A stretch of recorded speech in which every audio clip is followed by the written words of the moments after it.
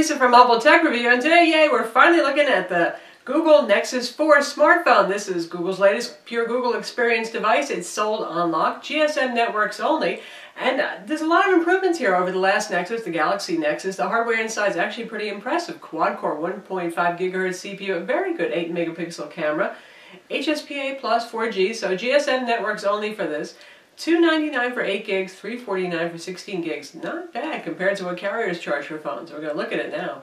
So here it is, the Nexus 4. This is a Google official phone. It is made by LG. A lot in common with the Optimus G. A lot of the internals are based on the Optimus G, and it's just about the same size. It just has the typical Nexus curvy design language instead. Makes it look a little bit like the Galaxy Nexus. That was the last Nexus phone made by Samsung. But we have some differences here. 4.7-inch display, IPS, yay, no AMOLED display here, no pentile matrix. High pixel density, 4.7 inches, running at 1280 by 768 for 320 ppi pixel density. That's right up there in the same league as the Nokia Lumia 920 and the iPhone 5. Good stuff, very sharp, very nice display. Good colors too, it can even show maroony, dark reds colors pretty well without looking too bright or orangey, that kind of thing. Reasonably bright, but plenty of glare on this display. Very shiny Gorilla Glass 2 display. The digitizer is fused to the glass here, so you have the feeling that the text is really painted on kind of nice, like the HTC One X and the iPhone 5 there. But still plenty of glare. And it has a curved glass display. It curves down on the sides, much like the HTC One X, which looks cool, and Google says it's easier when you're swiping your finger sideways, the way it feels. I just like the way it looks. I have not had any problem with link getting stuck in there. But again, that all conspires to add plenty of, well, glare. Now if we look on the back, speaking of glass and glare, this is a glass back. Optimus G also had a glass back. This one looks, well, even more glassy. And one thing that's hard to see here, I'm going to try to shine this to get the pattern to come out, but it's really just turning into a mirror. There is a subtle pattern that you'll see only when you turn it at certain angles in the light. It's kind of a neat little small dot pattern. Subtle, obviously. Can't even manage to bring it out right now, but makes for an interesting looking device. Also makes for a more delicate device, so be careful with this. You've got glass on two sides, and as we've learned from the iPhone 4, 4S, glass is a delicate thing, isn't it? The sides, however, are pretty much rubbery hard plastic, so that will absorb impacts, and that's a good thing. And, well, the sides actually look a lot less sexy than the front and the back of the phone as a result, too. If you take a look here, we've got our volume rocker, a little chrome surround going around. Give a little visual interest. We've got our micro SIM card slot in here. There we've got our micro USB port with a microphone hole. Two teeny weeny little screws that hold the thing together because this is a unibody design, so you can't yank the back off to get at the 2100 milliamp battery that's inside. And there's our power button over here. And up top we've got another microphone hole and the 3.5 millimeter audio jack. Front 1.3 megapixel camera, rear 8 megapixel camera with very bright LED flash. And there's our speaker grill right there. For a pretty big phone, 4.7 inches, it's pretty easy to hold. The curves do help, about the same size as the Samsung Galaxy S3, and we'll compare that right now. And here it is next to the Galaxy S3 in red, the AT&T version, about the same size. Pretty close in thickness as well. They're both very slim phones, 0.36 inches for the Nexus 4.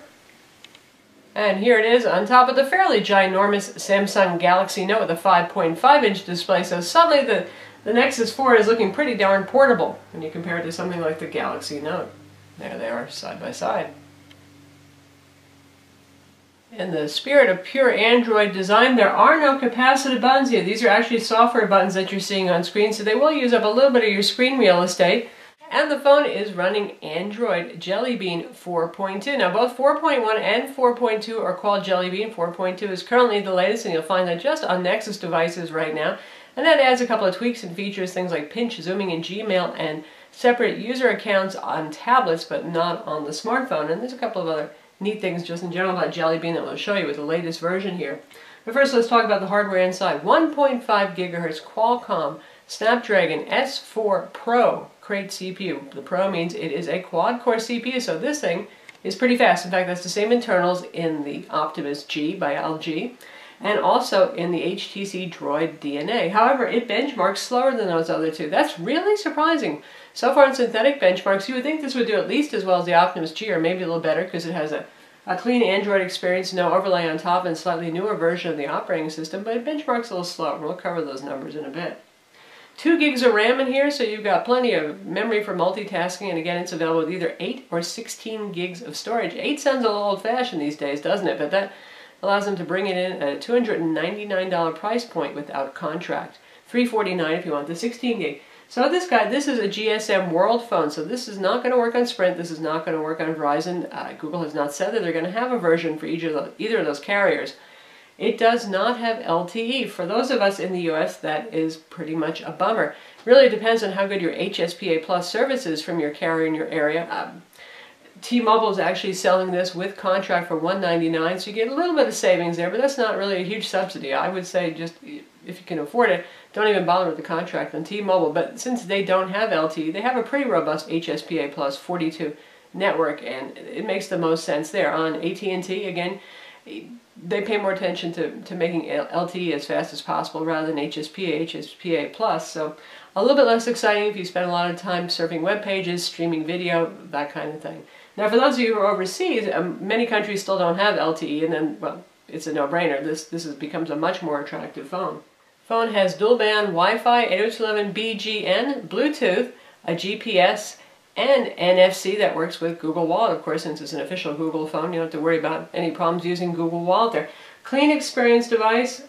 Nothing on here except for what you download in the standard Google applications. We downloaded a bunch of benchmarking apps. We have the Dead Trigger game on here. And other than that, you have your Google Plus, your Google Movie Studio, Maps, Navigation. Google Chrome is the web browser for Jelly Bean. That's what you get. Google Play Magazine, Google Play Books, Google Play Movies, Google Play Music. You get the idea. YouTube Player, Google Wallet. If you want an Office suite, you got to go buy and download one yourself, or you just want Office Viewer, you can find perhaps a free Office Viewer. Nothing else has been added on here by any carrier or anybody else, so just a very basic experience here. So you can hit the Google Play Store and load this up with the apps of your choice instead of having the carrier or the manufacturer pick them for you. The dialer is big, bold, and basic. Here it is. Boy, anybody could tap those numbers. They're so big, right? And these little subtle icons up here, this means using your dialer. This takes you to call history up here, and this one will take you to your contacts.